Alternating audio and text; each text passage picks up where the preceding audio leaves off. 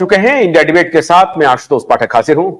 दोस्तों, कल हमने एक कार्यक्रम किया था कोचिंग संस्थानों के ऊपर, और आज दुर्भाग्य से फेसबुक और एक्स ने, जो एक्स प्लेटफॉर्म है एलन मस्क जी का, जो पहले ट्विटर हुआ करता था, उस दोनों पे हमारा वो वीडियो अनवरत जारी है, चल रहा है। लेकिन यूट्यूब ने कम्युनिटी गाइडलाइंस का हवाला देकर के हमारे उस वीडियो को डिलीट कर दिया है। अब ये दुर्भाग्यपूर्ण है। हमने अभी मेल भेजा है, वो स्ट्राइक नहीं है। उन्होंने लिखा है मेल में कि it is not an strike, लेकिन आपको हमने डिलीट कर दिया है, और डिलीट में हवाला दिया कि इसमें हमारे कम्युनिटी गाइडलाइंस का इस्तेमाल नहीं किया गया। अब उनकी क्या कम्युनिटी गाइडलाइंस है ये अलग बात है, लेकिन हमने आपसे कल ही वायदा किया था, और हम जानते हैं हमारे अभियान को सरकार बहुत पैनी निगाह से देख रही है। क्यूवाइब नेटवर्क को सरकार देखती है।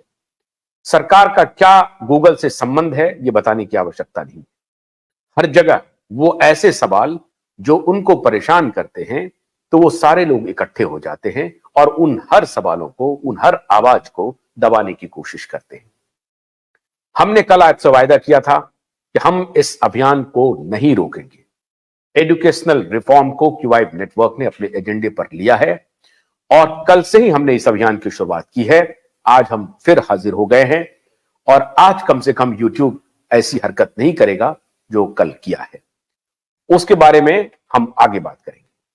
हमारा विषय है कि सरकारी विद्यालयों को किसने तबाह किया। क्या यह रणनीतिक तबाही थी?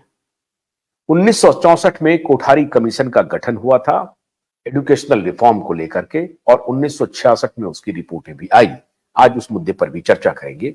लेकिन आज हमारे इस इंडिया डिबेट में कई मेहमान जुड़ रहे हैं। हमारे साथ स्टूडियो में देशोन्नति के एडिटर इन चीफ, एसएमपीएल के भी चेयरमैन प्रकाश पोहरे जी ज्वाइन कर चुके हैं। बहुत बहुत स्वागत है प्रकाश जी आपका।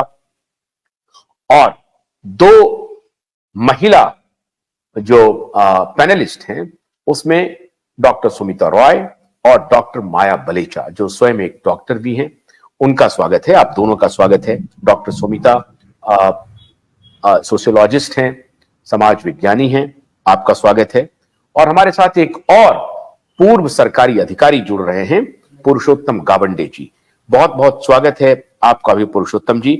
जल्द ही जुड़ने वाले हैं, पुरुषोत्तम जी भी जुड़ जाएंगे। पहली बार आज इंडिया डिबेट में पुरुषोत्तम गावंडे महाराष्ट्र से आए हैं। संजोग से हमारे स्टूडियो वो पधारे हैं। आज वो जल्दी हमसे ज्वाइन करने वाले हैं।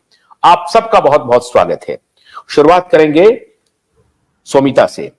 सोमिता, आपकी निगाह में किसने बर्बाद किया है सरकारी विद्यालयों को?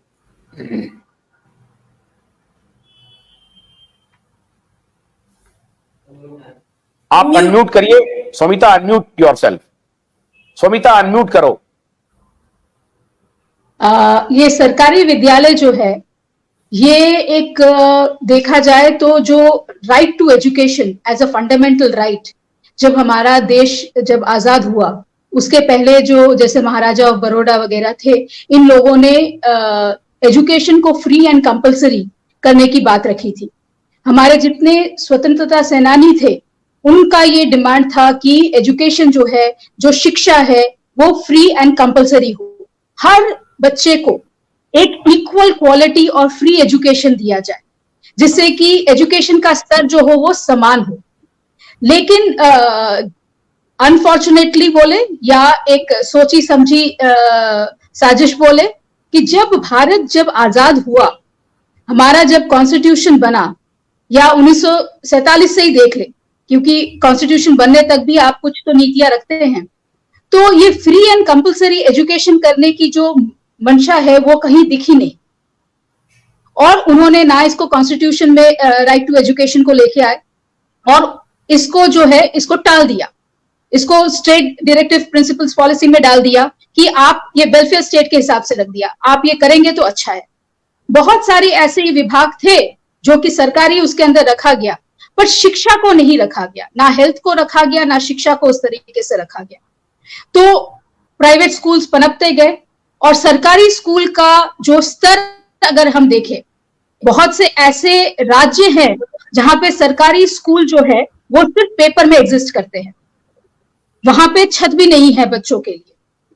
बच्चे जो हैं वो आते हैं और बच्चों को सिर्फ नाम का उनका लिखा हुआ है, जो टीचर्स है वो भी नहीं आते हैं। कुछ ऐसे राज्य है, हर जगह पे ऐसा नहीं बोलूंगी, बहुत से स्टेट है जहां पे सरकारी स्कूल वो चला रहे, बट स्तर जो है वो स्तर इतना गिरा दिया कि आम आदमी जो है वो सरकारी स्कूल में अपने बच्चे को भेजने का सोचेगा ही नहीं। वो अपने बच्चे को किसी भी तरीके से अगर वो 4 पैसे कमा के अगर वो कर सकता है तो वो प्राइवेट स्कूल में ही अपने बच्चे को भेजेगा। ऐसा एक जो एनवायरनमेंट था, एक जो वातावरण था, ऐसा ही वातावरण बना दिया गया। अगर आपके बच्चे को शिक्षा मिल ही नहीं रही है, साथ में अगर देखा जाए तो सरकारी स्कूलों का एक बहुत बड़ा एक चीज रहा है कि हर स्टेट का अपना लैंग्वेज रहता है, तो सरकारी स्कूल ज्यादातर जो है स्टेट लैंग्वेज से चले। तो जो आपने अभी कोठारी कमीशन की बात की, तो कॉमन स्कूलिंग सिस्टम की जो बात की, तो कॉमन स्कूलिंग सिस्टम जिससे कि जो अब अलग अलग राज्य के लोग अगर मूव करते हैं, कोई ट्रांसफर होता है, तो अगर एक स्तर पे अगर सारे स्कूल्स को बनाया जाता, इक्वल क्वालिटी एजुकेशन का एक वो स्तर रखा जाता, तो लोग जो है वो सरकारी स्कूलों को ज्यादा प्रेफर करते। लेकिन इस प्रकार से माहौल बनाया गया कि सरकारी स्कूलों में लोग बच्चों को ना डालें। तो यहां से शुरू होती है कि सरकारी स्कूलों का स्तर कैसे गिराया गया। तो ये एक परिचय है इस चीज का। और ये 2002 लग गया है राइट टू एजुकेशन को कंपलसरी करने का, और उसमें भी बहुत सारी ऐसी क्राइटेरिया डाली हुई है। अगर राइट टू एजुकेशन अगर है तो वो कोई भी बच्चा हो, किसी भी समाज के किसी भी उससे आता हो, उसे फ्री एंड कंपलसरी एजुकेशन मिलना चाहिए। लेकिन आपने उसमें बहुत सारे क्राइटेरिया रख दिया, तो ये किस प्रकार का राइट टू एजुकेशन हुआ? राइट टू एजुकेशन में आपको हर बच्चे को एजुकेशन देने का आपका फर्ज बनता है, ना कि कोई क्राइटेरिया रख के। तो ये सारी जो चीजें हैं, और आपने फिर बाद में आरटीई लेके आ गए, तो आरटीई राइट टू एजुकेशन में आपने प्राइवेट साझेदारी एक तरीके से लेके आ गए आप, तो आपने तो और भी सरकारी स्कूलों को खत्म कर दिया। इसके बजाय कि अच्छे सरकारी स्कूल की स्थापना करे, केंद्र विद्यालय जैसे स्कूल, ये नवोदय विद्यालय जैसे स्कूल और भी प्रदेशों में स्थापित करे और अच्छे नंबर्स में स्थापित करे और हर बच्चे के लिए ओपन करे, ना कि किसी पर्टिकुलर कैटेगरी के लिए। उसके जगह आपने राइट टू एजुकेशन लेके आए, जो कि एक प्राइवेट एजुकेशन में आपने 25% सीट वो कर दिया। तो एक तरीके से आपने इसमें प्राइवेट एजुकेशन को ही बढ़ावा दिया। तो ये जो सारे मुद्दे हैं, इसको हमें अगर हम सोचे तो हमें देखेंगे कि एक सिस्टमैटिक तरीके से हम एक पर्टिकुलर कोई टाइम को नहीं, but systematic from 1947 to till date we have destroyed the government education system in India. Bholanath का ब्रश कटर एक बैटरी से चलने वाली मशीन है, जिसका चार्जिंग समय 3.5 घंटे है। इसे हम 6 से 8 घंटे बिना रुके चला सकते हैं। एक बार चार्ज करने पर ये 16,000 स्क्वायर फीट गेहूं, चावल, बजरा, जोबर के खेत काट सकता है, जबकि इसी कार्य को पेट्रोल ब्रश कटर 1,000 रुपए पेट्रोल का खर्चा करता है।